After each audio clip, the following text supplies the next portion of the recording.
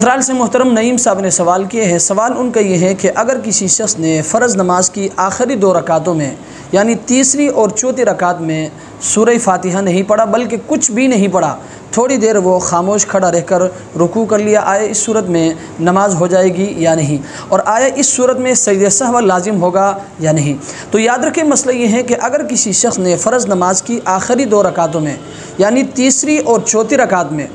یا مغرب کی تیسری رکعت میں سورہ فاتحہ نہیں پڑھا بلکہ کچھ بھی نہیں پڑھا بلکہ تھوڑی دیر وہ کھڑا رہ کر رکوع کر لیا، تو یاد رکھیں اس صورت میں بھی نماز ہو جائے گی اور سجدہ سہو بھی لازم نہیں ہوگا۔ اور یہ بات بھی اپنے ذہن میں رکھیں کہ فرض نماز کی آخری 2 رکعتوں میں سورہ فاتحہ پڑھنا فرض واجب نہیں ہے بلکہ افضل ہے، لہٰذا اگر کسی شخص نے بھول کر فرض نماز کی آخری 2 رکعتوں میں سورہ فاتحہ نہیں پڑھا تو اس صورت میں بھی نماز ہو جائے گی اور سجدہ سہو بھی واجب نہیں ہوگا۔ اللہ تبارک و تعالی ہمیں سمجھنے کی توفیق عطا فرمائے۔